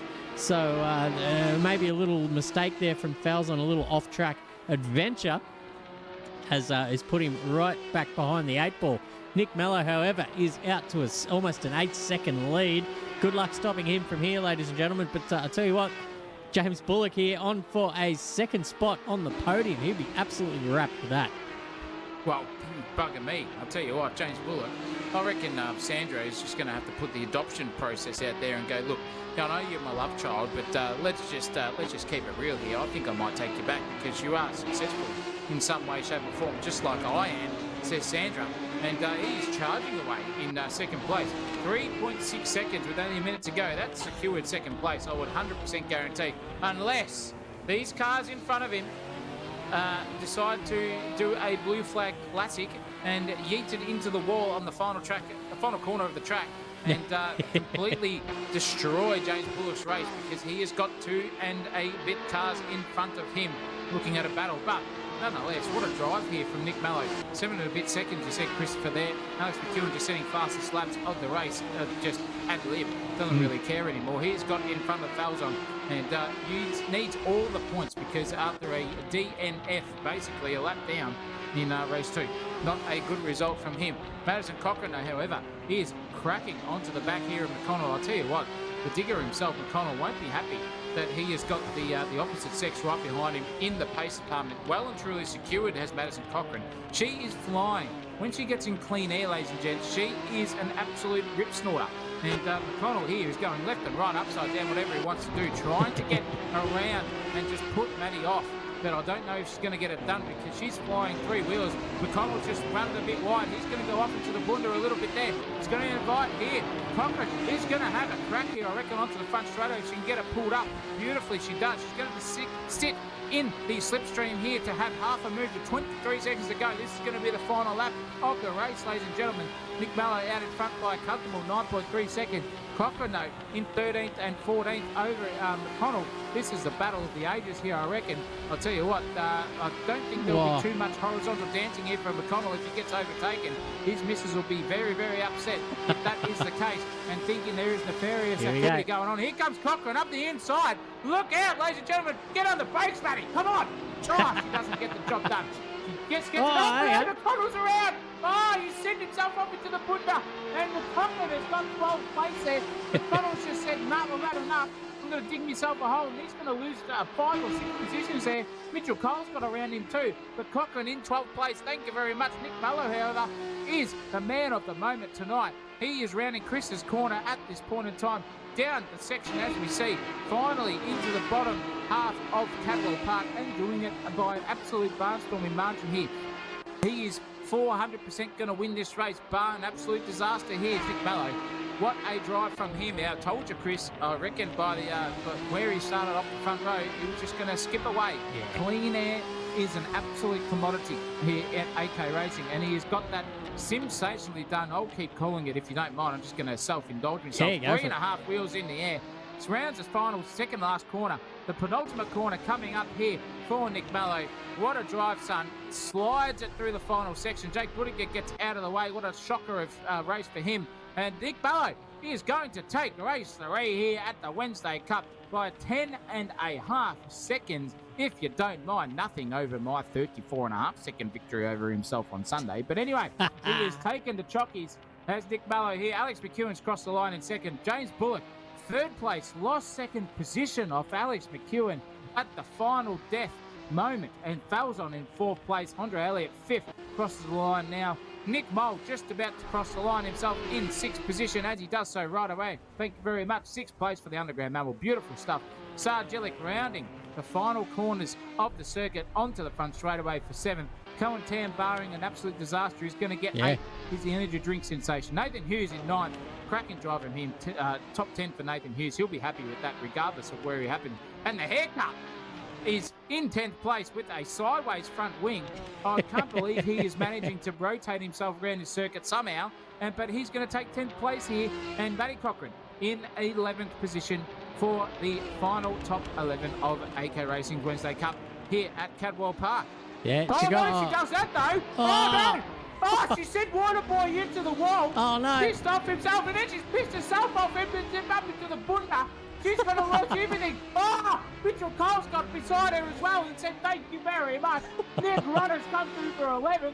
Lucas gets in 12th. And Steve A.N. is in 13th. Cole 14th. And Matty Cochrane somehow has to settle for 15th. She will be rightfully pissed off. I'll tell you what. She's going to have to shower in the talcum powder early for Ray Warren's commentary. Unbelievable stuff there. The last couple of turns just really serving up a bit of fun here for everyone. And Matty Cochrane in the chat here just wanted to have fun. And I'm glad you did. I hope you did anyway. Yeah, Kai McConnell there in 16th. William Bullock, the other Bullock, there in 17th position. The Malaysian Marvel, Michael Mamone, Jesse Marshall make out your top 20. Jimmy Park down there, reliable as always, getting around the circuit nicely there for a 21st position. Ezra with no name there in 22nd. Waterboy Buttigieg down in 24th. He must have been I guess a victim of the opening lap there.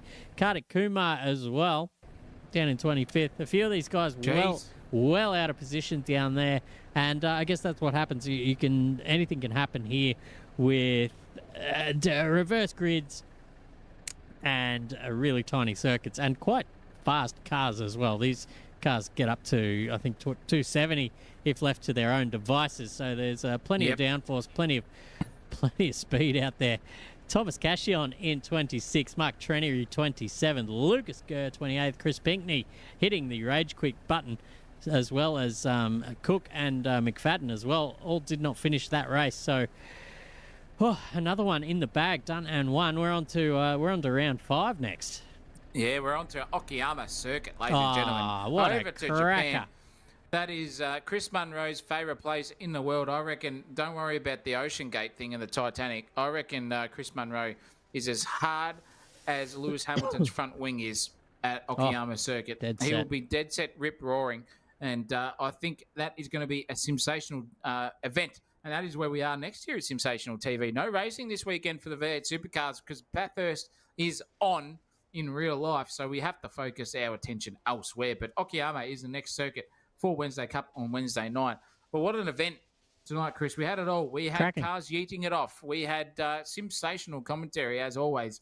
We had Ray Rabs Warren just crowbarring and baseballing himself into the commentary box and giving me some severe concussion. I reckon I'm going to go off to the local hospital here just for a CAT scan and an MRI because I don't think I'm in too good a shape if I go to sleep. Yeah, just it's they always say try not to go to sleep after a proper concussion. So I guess the only option for you, my friend, is to continue on and finish off that bottle, whatever you got in front of you. Chuck on some reruns of Queensland versus New South Wales from, say, 2010, 2011, the good old days. 2014, Christopher Munro, were my last dead set unbelievable calls there in the absolute dead set fitting of the bummer for Nines Wide World of Sports. State of origin, in your heart out. I'll tell you what, the Maroons are dead set up and about this next year, in 2025. They are 100% going to take the win. New South Wales this year, dead set fluked it, I would say. And so did the Panthers in the grand final we just saw there on the Sunday night here. And the Storm well-deservedly win a premiership next season. I reckon the bookies would have had something on it. I had $4.5 million, nearly my pension, on the Storm to win. And they pissed it away there with a couple of controversial tries there and a couple of controversial non-tries. And I'll tell you what, 12.5 million Fosters deep, Chris. The racing can get absolutely stuffed for State of Origin next year at the MCG. The absolute decider is the next place that I will be, I guarantee you. Sensational TV is the place to be for motorsport. I might take a trip over to Japan, but we will find out in the next week or so. They've got pretty good beer over there, Rab, so I would recommend the trip. Bit of Asahi there, Christopher. Bit of Asahi, absolutely. There's a bit of Sapporo as well.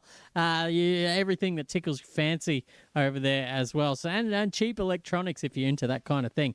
But certainly tune in and come along for the trip, Rabs. It's always a pleasure sharing the Combox with you. But everyone at home, thank you again for tuning in on a Wednesday night. All the participants in the chat, I'm scrolling up. There's an absolute handful of you all. Very much appreciated Marshall. for that. Yeah. Oh, the Marshall household. Hughes. Yeah, bloody, run through them all. Matty, I'll tell you what.